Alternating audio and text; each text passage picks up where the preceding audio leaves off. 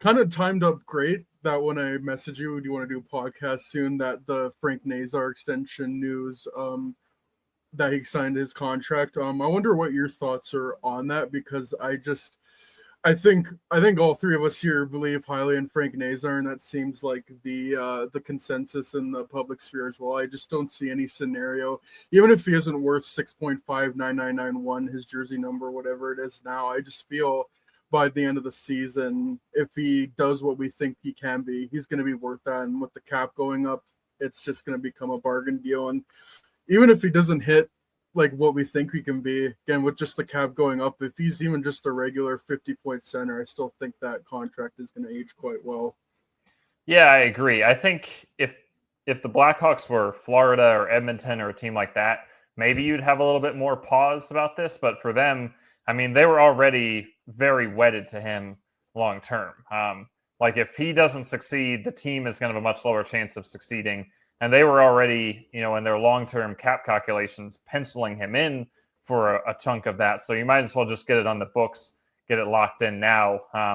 There's really, I mean, they have so much cap room in the short term and in the long term. If he's not worth $6.6 million, then you have bigger problems than a wasted $6.6 million. So that's kind of how I'm looking at it. I feel like sort of a no-brainer for them to do this. And I think maybe for Nazar, it was more of a tougher decision where he talked about how he always believes he's the best. And you have to have that kind of supreme confidence to play this game. And if you follow that logic out by that, if he believes in himself that much, he would believe that he's going to have a huge season and that his value would be even higher next summer. So I can see why he'd be tempted to wait. And that's kind of what I assumed he would do.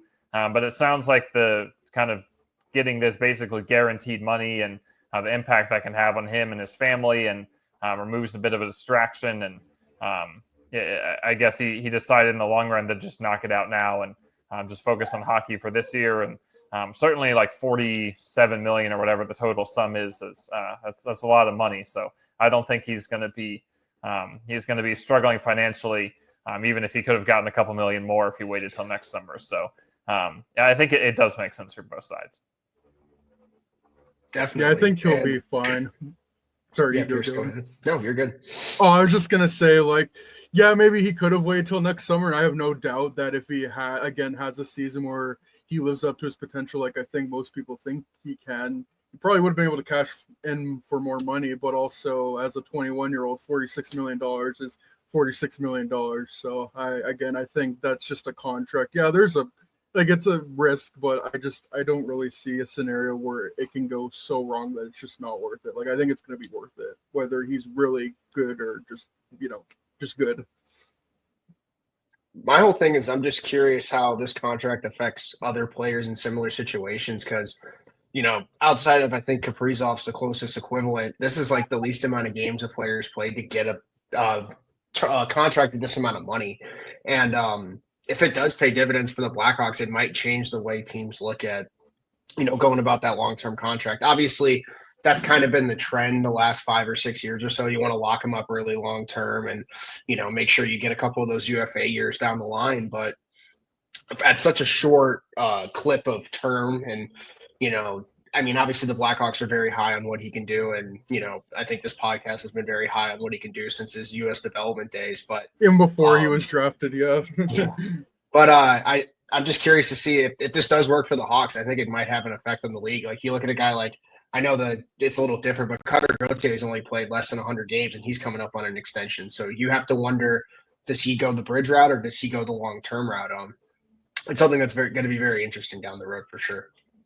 We did see Jackson Blake get a long-term extension, pretty comparable after a pretty comparable amount of experience earlier this summer in Carolina. He played a few more games, but he's coming off his rookie year, basically the same as Nazar. And he got a little bit less than Nazar, but an extra year. So not a huge difference in money. And this is something the Hurricanes have always done, or at least in the recent time period, been making long-term commitments to young guys. And sometimes you get Kotkaniemi and it doesn't totally work out. And then sometimes it does. So the Blackhawks have tried to emulate the Hurricanes in several ways. And we know Tulsky and Davidson trade frequently and have a good relationship. So it's a little bit in that mold, in my opinion. 100%. And, that takes us to the next young players kind of up next for contracts. And you look at a player like Connor Bedard, I think it's already come out that there's mutual agreement. They kind of want to play the season out, see how it goes. I mean, if in Bedard's case, he could very well be over point a game, and that changes those negotiations for the Blackhawks. You'd like to get him on that long-term deal now, but it probably benefits both sides anyway. I'm just curious in terms of, him and Spencer Knight, which deal do you think gets done first out of those two? Because I know the Blackhawks want to commit to him as their number one goalie going forward as well. So just wondering if you're hearing anything on either of those ends. No, I haven't heard anything on either front.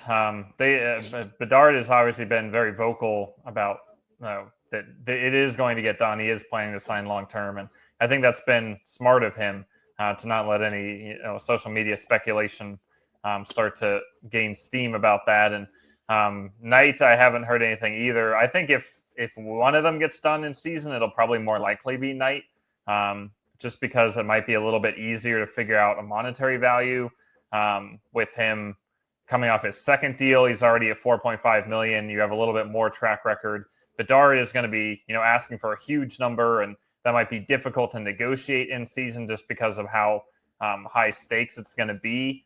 And also, he seems like a guy who would be very important to him to just focus on hockey. Honestly, Knight too, for that matter. Both of them are pretty focused guys. So I think more likely than not, we wait till next summer for both of them. But if I had to pick one to happen in season, I'd probably say Knight. He also is going to have arbitration rights, so he has a little bit more leverage. So I don't know if that's going to make it more likely to happen sooner or more likely to happen later, but that is another difference between their situations. Yeah, because in Knight's case, you got to think if he has a solid season, he could be looking at like a, Jeremy Swayman-esque contract. Not saying it's that number, but that term in that case. And I know arbitration was a big selling point for Swayman when he was going through his negotiations. So I didn't even think of that aspect. But it does come to that point where, yeah, they are very focused individuals, and it doesn't seem like it's something that would get done mid-season. And let's be honest, they'll have the cap space regardless. I think they have like 50 mil or something next off season. So they'll be good in that regard for sure.